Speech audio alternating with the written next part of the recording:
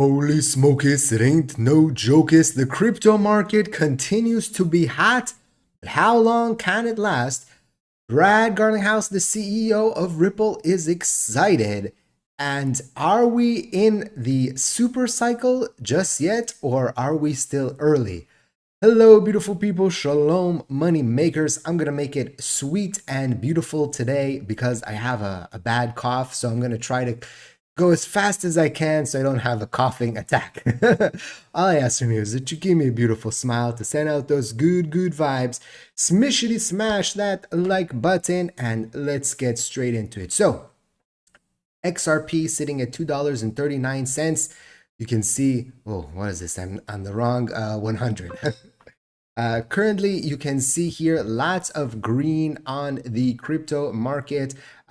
Nice movements over the past hour, over the past day, over the past week.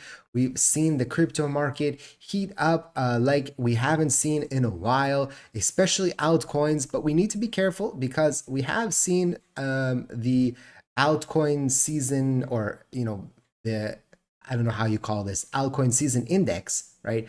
Go from Bitcoin season into altcoin season before, back in March. And we didn't see, like we were hoping that we would see the banana zone back in March. That didn't play out the way we thought.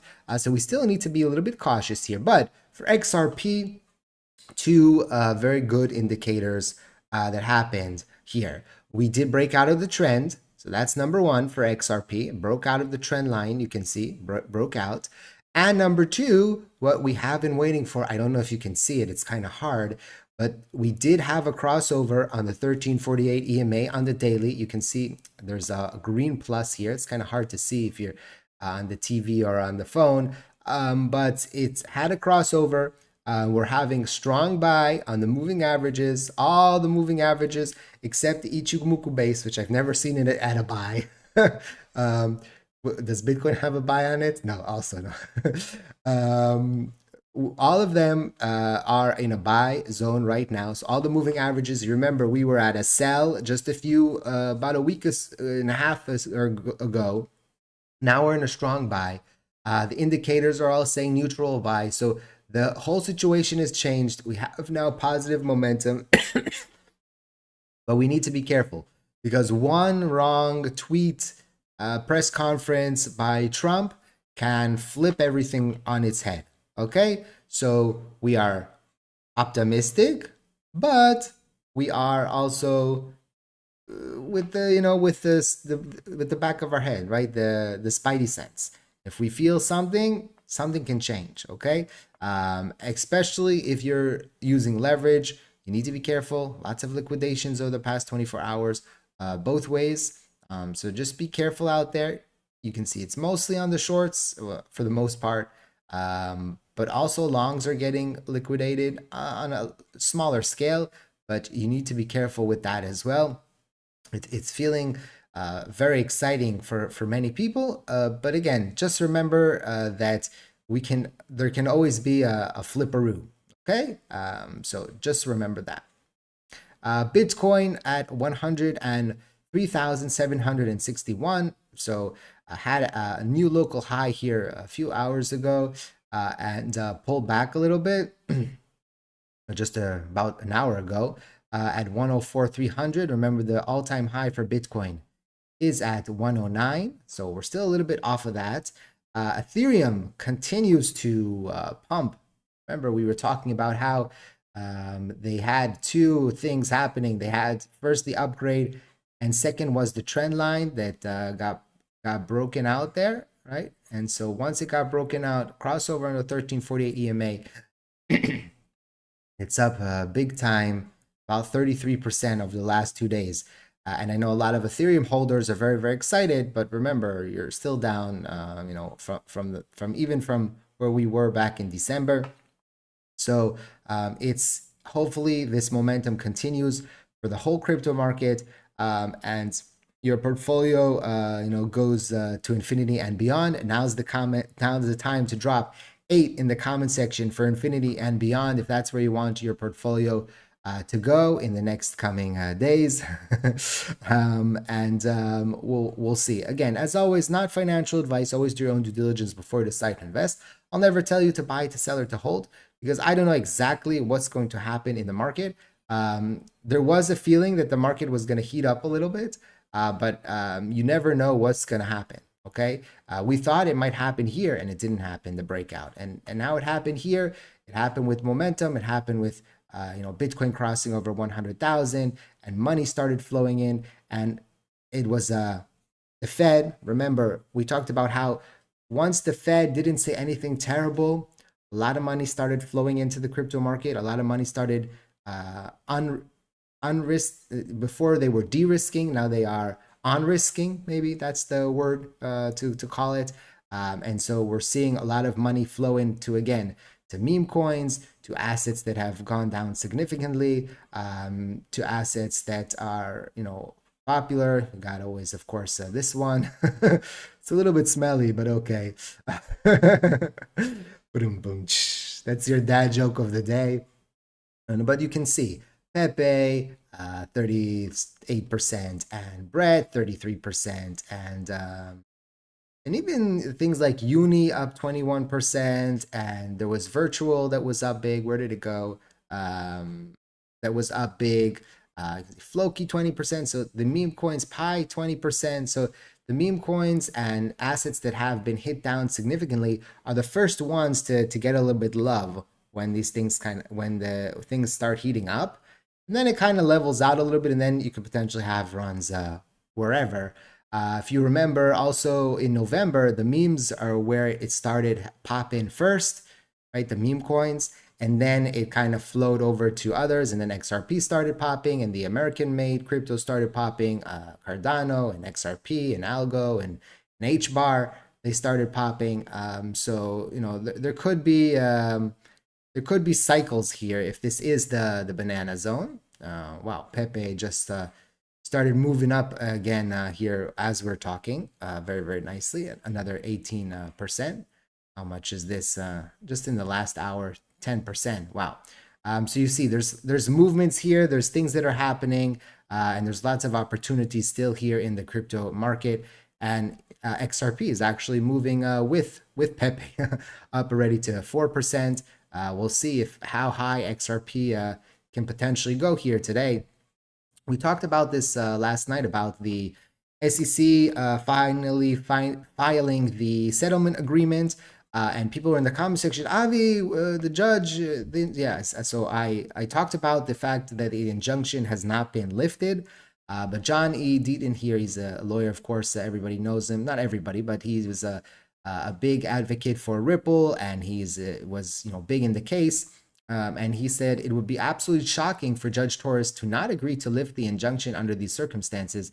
I don't want to jinx anything, but the below agreement makes perfect sense, and it's difficult to see it not going through. So very low probability that happens. But again, in the crypto market, anything can happen. You can have a situation where you get the unexpected. There's a black swan event. So we don't know exactly what's going to happen every single day.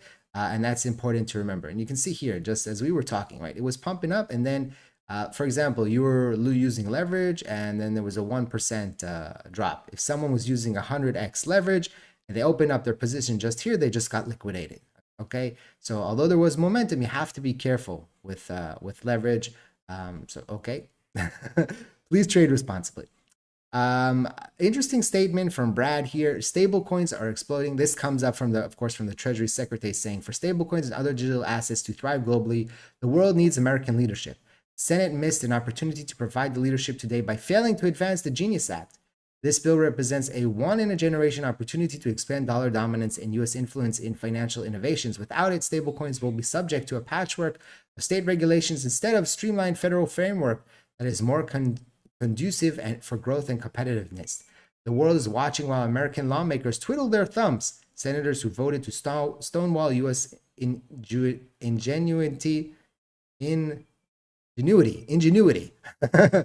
English is my second language, so if I mess up words, I'm sorry for that. If there's a word that I haven't spoken in a long time, so it takes a second for my brain to process it. Today face a simple choice: either step up and lead or watch the digital assets innovation move offshore. And then Brad tweeted out, stablecoins are exploding globally for their real world applications. The sheer amount of recent announcements across crypto, fintech, and traditional finance should indicate as such. The sooner that the US can pass workable, clear rules, the faster it reaps the benefits for the technology. And it's very, very important to remember tokenization is a big thing.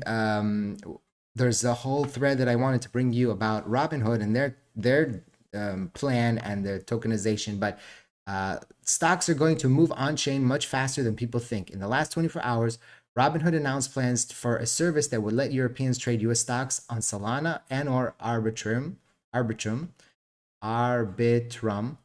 SEC Commissioner Heston Pierce gave a speech about allowing stocks to be issued, traded, and settled on blockchains. And Superstate announced Opening Bell, a platform allowing companies to issue and trade tokenized shares on Ethereum and Solana. The train is leaving the station. And we know that Ripple, with their recent purchase of Open Road, I keep saying Roadhouse, but it's Open Road, of course, put themselves in a prime position for that market. So it's going to be very interesting. Social awareness of crypto is at bear market levels while this is happening, right? Cash balances at record highs. Think about this. This is new YouTube subscribers. I'm not here. This is not, I'm not in the data, I don't think. Maybe next time around. But you can see, of course, the peak was January 21, January 22 even. And now we're almost, nothing. And if you go and you can see Twitter followers also, the same thing. So either, and you could say, well, this is because of the pandemic. Well, this is, January 21, okay, it's on the tailskins of the lockdowns and all that. But July 21, and there was no pandemic, like there was no lockdowns. People were not in their houses. This is almost a year later, I don't think. And even January 2022, there was no real, the pandemic was not the fault. You could say, oh, it's because of the money. It's because the market was pumping big time. And if the market starts pumping big time, you're going to see people coming back in. You're going to see people that are interested in the crypto market. And so that's going to be very interesting to see, what happens over the next couple of weeks. Do we actually enter the banana zone? You'll probably see on my channel, if suddenly we go from about 20,000 views to about 50,000 views, 60,000 views every single video, you know that we might be like in peak interest. If we go up to 100,000, even more.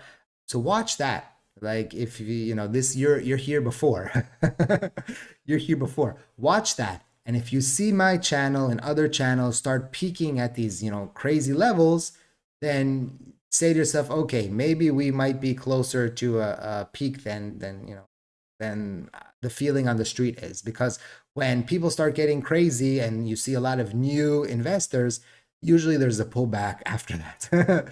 So just watch out. Not for sure. Again, not for sure, but that's just been my experience. You get like a month or two of craziness, and then it kind of starts pulling back a little bit. So I'll be playing that accordingly. Wow, Pepe is continuing to go ballistic. So it will be very interesting to see how the markets play out today. Thank you for watching. I hope to see you next time. Remember, I'll never contact you on social media asking you to sign up to anything or send me any money. Smash the like button. Thank you for watching. I hope to see you next time. I said that already. And like I always say, let's make a lot of money.